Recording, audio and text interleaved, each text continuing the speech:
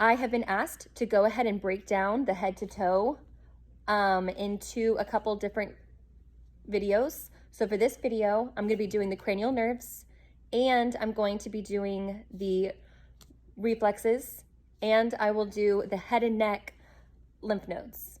For the cranial nerves, you will need a couple of supplies: an alcohol wipe, a pin light, a sensory Q-tip with a soft tip and a sharp end, as well as a Snellen chart.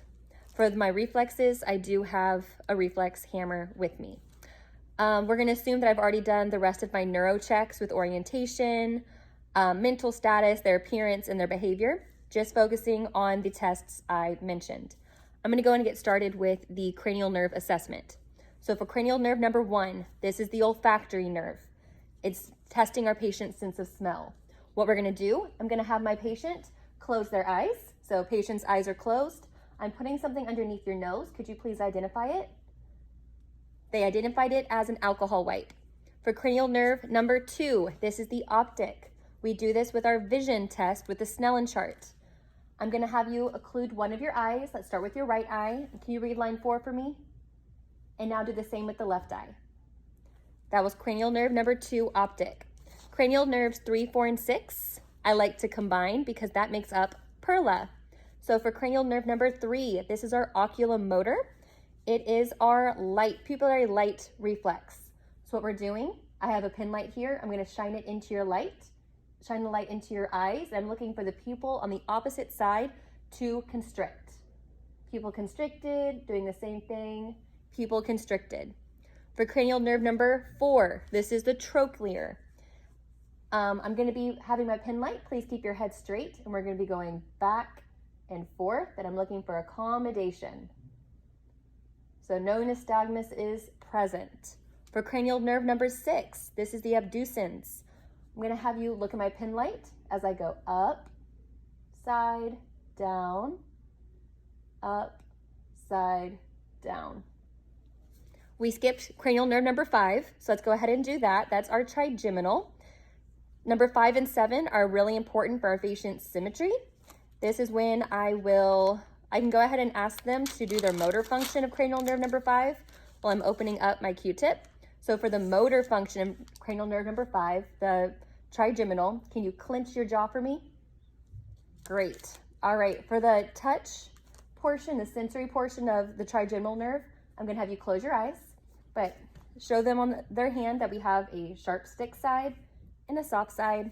I'm going to place it in various places on your face. Please identify what area and then with what part I am touching you with. So they would say soft on my cheek, hard on my chin, hard on my forehead, soft nose, and soft on my other cheek. You can continue this with arm and legs when you're doing the sensory for your extremities.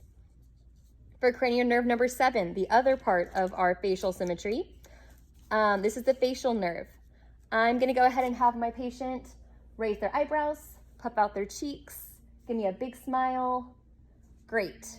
All movements were symmetrical and easily done. For cranial nerve number 8, I'm going to come walk over here and I'm going to whisper a letter and a number behind my patient's ear. I have a couple of items here, but A7. They would repeat back A7. I would walk around and do the same thing, B3, and they would repeat back what I said.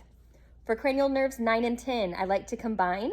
It has to do with our tongue, swallowing, and voice. So I'm going to have them open their mouth. Can you say ah for the vagus and the glossopharyngeal? So raise your mouth, say ah. Can you swallow for me? I'm looking to see that soft palate went up. Can you give me a deep cough? Great. For cranial nerve number 11, the spinal accessory nerve or the accessory nerve, I'm going to have you press against my cheek, doing the other cheek as well. I'm also doing the same thing for the shoulders, the spinal. So push against me and now try to push me off. Awesome job. Last but not least, cranial nerve number 12, the hypoglossal. This has to do with our tongue movement. Have your patient stick their tongue out, go to the left, the right, up, down, wiggle it around. Cranial nerves were all intact. I'm going to go ahead and move into our lymphatics. So when we're doing our lymphatics, we are gloved. I like to start up on top. Let's see if I can move this a little bit closer. Woo. So you have your preauricular right in front of the ears. When we're feeling for our lymphs, you want to feel that it's movable and non-tender. Preauricular, right behind it is the postauricular. At the nape of the neck is the occipital. Right underneath the chin, it's the submental. We're feeling all around the jaw for submandibular.